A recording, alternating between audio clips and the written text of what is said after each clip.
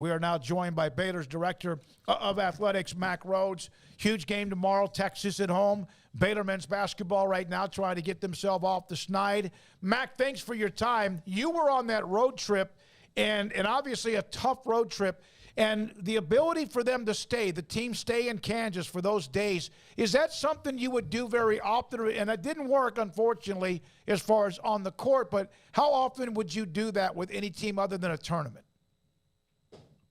Yeah, no, it certainly made sense just because the proximity, in terms of the location, and then, the fact that, there was just a couple days in between. And, we travel with an academic person. And so, they were able to, also do all of their academics. And so, I just think the wear and tear of having to, travel back from Lawrence back to Waco, and then, next day get back on a plane to go back to Manhattan. So just made sense. Now, I don't know that Coach Drew will ever let me go on a road trip again, but it was a obviously tough outcome both games, and but I think those are games that our team will learn from, and I'm really confident that we'll be ready to go against a really talented Texas team tomorrow. Mack, I know that the pavilion is you could see it. It's coming out of the ground. The shell is there, the Foster Pavilion. Well, there was a stat we had earlier about the Big 12 leads the country among all the major conferences in average attendance per capacity, and it's at like 76%. Did you have that information? I know there's a lot of reasons for what you're doing with the size of the pavilion, the Foster Pavilion, but was that something that was also a part of your decision, that 75, 76% on the attendance for that pavilion compared to the Ferrell Center? Yeah, it's a great question. And when we went through, really having conversation and discussion about just capacity of the new pavilion, we had about a 3 or 4, maybe even a 5-page report that had all of that data on it. And so, we looked at, past attendance, and I can't remember now, Smoke, if we went 5 years back or 10 years back when we thought about Ferrell Center attendance for both men's and women's basketball. We looked at, percentage of capacity, what was our average year to year. We looked at within the Big 12 conference. We obviously looked at, the survey or surveys in terms of toughest places to play in the Big 12. And, in that survey were, was certainly by head coaches. And, again, because it's been a little while, we were either, 9th or 10th out of 10 in terms of toughest places to play. And so we really did our due diligence and looked at, all of the data, all of the numbers. It wasn't, we weren't shooting darts at a dartboard with a blindfold on. We really spent a lot of time with it, trying to make, the best decision we could, in terms of moving forward. And, again, wanting to have this unbelievable environment. So we've talked about, obviously, the Kansas game tomorrow will be a great environment. Arkansas was a great environment. And so, but wanting to replicate that for every game. And we think the new pavilion will give us an opportunity to do that every single game. And, we want to create, a demand for our tickets, and that you can't wait until the day of the game to get a ticket. And so I think we're all excited, and I haven't been able to walk through the pavilion yet, but certainly some of the staff, and they have been amazed just how on top of the court the fans will be. And so we think it will be a really big home court advantage, much more a home court advantage than what we have now. Yeah, Mac, I wonder, like a lot of fans are like, oh, there's less seats or this or that. We'll be surprised at what a difference that 6 feet closer to the court can really make in that vibe in a room. Yeah, no, it will make a huge difference in terms of fans being on top and how loud it is. And, again, just making it a more uncomfortable environment for opposing teams to play in. And I think it's, again, I think it'll be right-sized for us, just like McLean Stadium is right-sized for us. And, so again, excited about it. And, it's pretty cool to see it go up as quickly as it's going up. And we keep reminding the contractors January 1, 2024. Mac, when you were going through it, do you guys make a list of like, okay, this is a really tough place to play, like, and kind of find like the Venn diagram of what you can overlap and bring some of that to where, like, oh man, the Fog or Cameron Indoor, or I mean, heck, even the Pit in Albuquerque, we've been there. I mean, that's got to be a really rough place to play. And all those, do you look at those and say, okay, we can bring these kind of aspects here? Is that where kind of the process goes? Yeah, no, it's a great question. When we went through the design with the architects, AECOM, and AECOM, and they've got great experience in both pro and college athletic venues, and they've done a lot of basketball arenas as part of their portfolio. But what probably took us the longest was the seating bowl configuration. And again, just trying to remember, back to when we were going through that, it was probably a good 3 months, and maybe even longer in terms of just the whole, seating bowl configuration and how we were going to do that. And, it wasn't a cookie cutter model that we just took from, a particular, venue that had already been constructed, but it was really, taking some really highlights or fundamentals from a variety of different venues and arenas. And so we really did our due diligence in terms of the configuration of the bowl, and hopefully that pays off when it's completed and we have it packed. Mac, you guys released this story today, and there's full information, a part of the release, but what would you like to say and tell us about the $3.7 million naming gift from Jay and Jenny Allison that will go to the Jay and Jenny Allison Development Center, scholarships? Just what can you kind of tell us about all that? Yeah, well, one, just grateful for both Jay and Jenny. They're wonderful people. They have supported this university for a long time in a lot of different areas. They've certainly supported us long before, I ever got here. Their name is on the indoor football facility. And just tremendous people, tremendous family, love their family. And, they, again, just unbelievably generous. And, Baylor obviously means a lot to them, meant a lot to their family. And, I'm certainly, as athletic director, I am proud as can be that their name is on that development center. I know that our coaches feel the same way. Our student athletes will feel the same way. So again, just grateful to them, and they certainly should be celebrated. And by the way, they're the type of people that really don't want to be celebrated.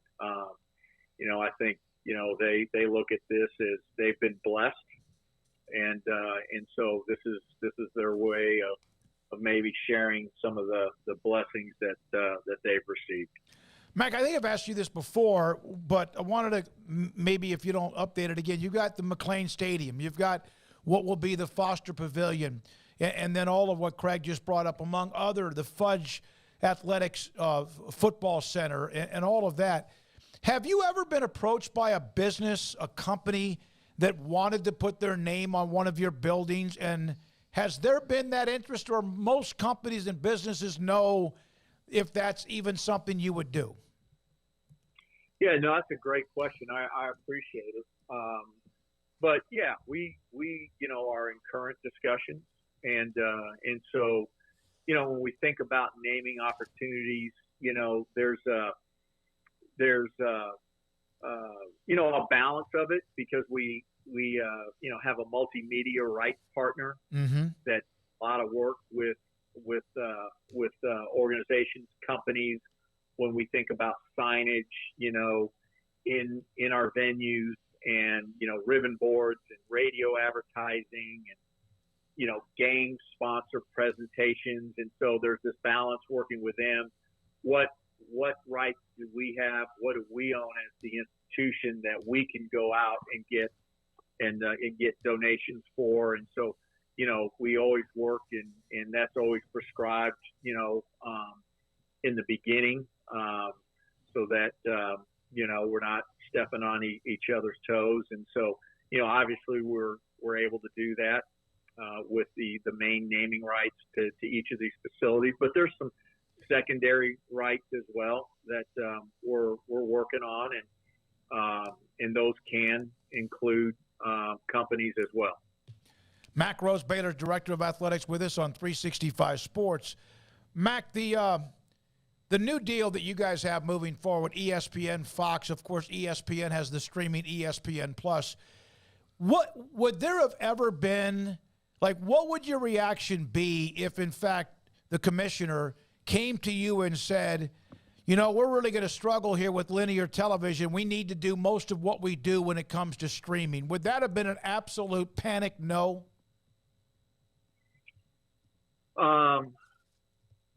Yeah, it'd be disappointing, to be quite frank.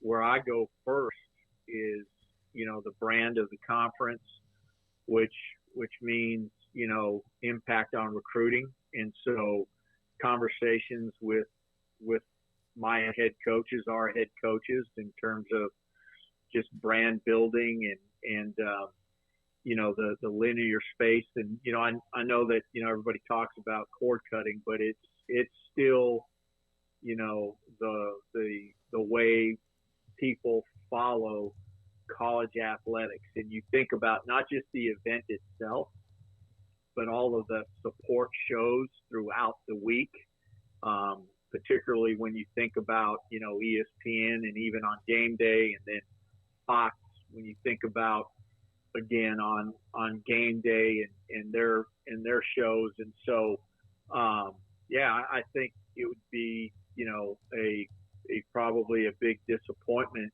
for the athletic directors, and certainly for our head coaches. Mack, in the kind of ever-changing world of NCAA rules and state laws, the state of Florida changed their NIL law a few weeks ago to basically say that universities can help facilitate these deals, and they've kind of cut out the veil between it, so to speak. And then this week, just today, Miami got reprimanded and punished by the NCAA for something that's now legal, essentially, in their state to do. How long, you probably don't even know this, but is this one of the things that, ties everybody's stomach in knots of how do you make this even and fix it all so that everybody has the same rules? Because the state of Florida essentially just fixed Miami's problem 3 weeks ago. Yeah, Paul, this is where, I know Coach Jake is coming on in 7 minutes, and by the way, he is the best, and say hello to him. And so I don't want to bump him. And this is something that I could spend 30 minutes going on about. But this is the mess and the chaos that we're in, unfortunately. And I'm not going to say that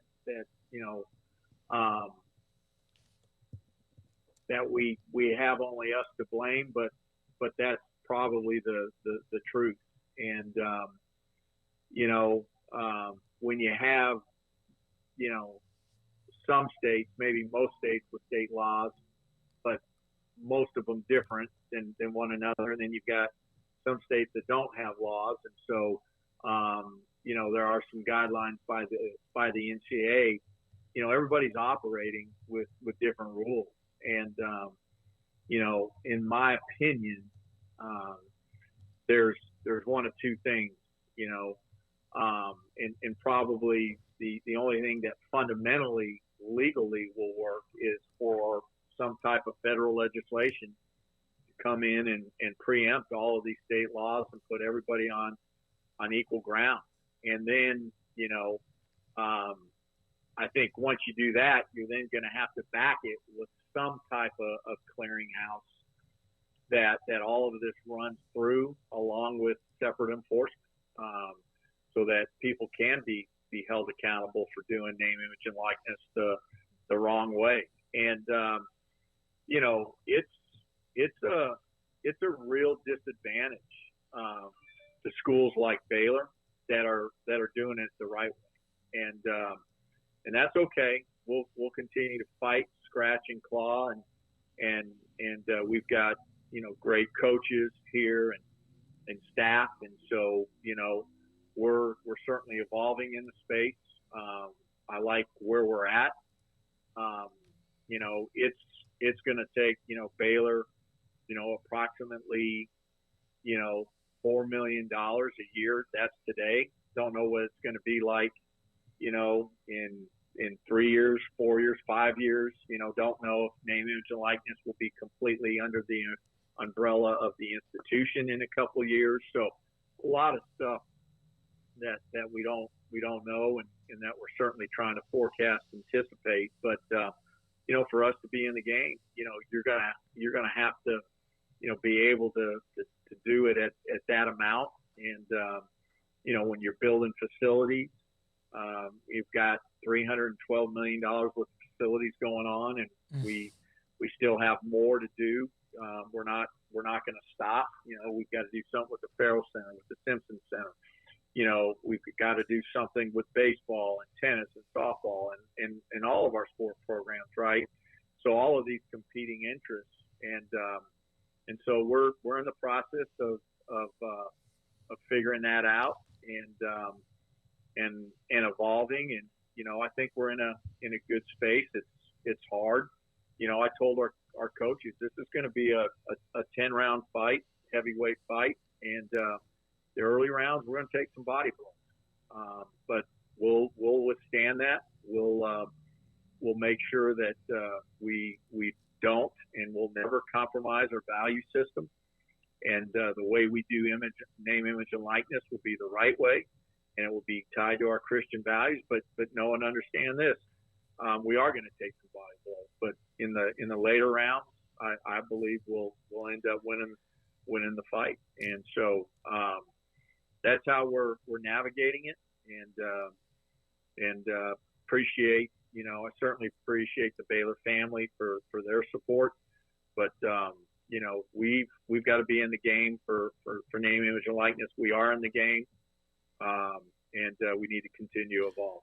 Mack, Coach Jacobs said I could ask you one more question. He would be patient, and so I wanted. There's no secret that right now the Pac-12 is trying to figure out their future, and this is not about them, but this is about the Big 12 has your deal. The thing kicks in 2024, the new TV deal, the extension, whatever media. Is the clock ticking like for the next wave of the television deals that come through with all the different conferences? I know the ACC is way down there in 2036, but was that just a way to take a deep breath and yet still grind every day on making sure the Big 12 doesn't find themselves in a situation right now that has been in before and what the Pac-12 is dealing with now? Yeah, so, our new deal begins in 2025 in 6 years. And, I like the way we positioned ourselves. Again, we're going to be, with both of the two prominent, broadcast companies when we think about college athletics, ESPN and Fox. We're going to be in a position that at the end of this new deal that will be 1 year after the Big Ten, but still before the SEC, and yet still before the ACC. And I think things are going to continue to be ever changing. You know, I'm certainly not rooting for the demise of any particular conference, but I'm also, you know, looking out for what's best for Baylor, and what's best for Baylor is a really, really strong Big 12, and one that secures its future, not just over the next 6 years or from 25 to 31, but beyond that. And so there's a short game, but there's also a long game to this. And, you know, again, it's, look, depending upon what happens with the Pac-12, you know, there may be, you know, movement. If you know, whatever, you know, media deal that they're able to strike isn't satisfactory. And so we've got to be prepared for that. And I think, you know, we are prepared for that, if that is to happen. And, you know, again, looking out for, you know, the Big 12 and you know, how do we strengthen ourselves? You know, there's so much conversation about the SEC and the Big Ten, and there's no reason why the conversation can't be about the SEC, Big Ten, and the Big 12. Thank you, Mack. Appreciate your time. And Coach Jacobs says he appreciates you giving him less time to deal with us. Well, he is the best, and I mean that. We are blessed that he is on our basketball staff. We're going to tell him that, too. Thank you very much. See you tomorrow. Texas, tomorrow, 1 o'clock at the Ferrell Center. Texas at the top with KU, Baylor, and K-State a couple of games back as we hit the last week and a half of the regular season. That's Baylor Director of Athletics, Mack Rhoades, with us on 365 Sports. And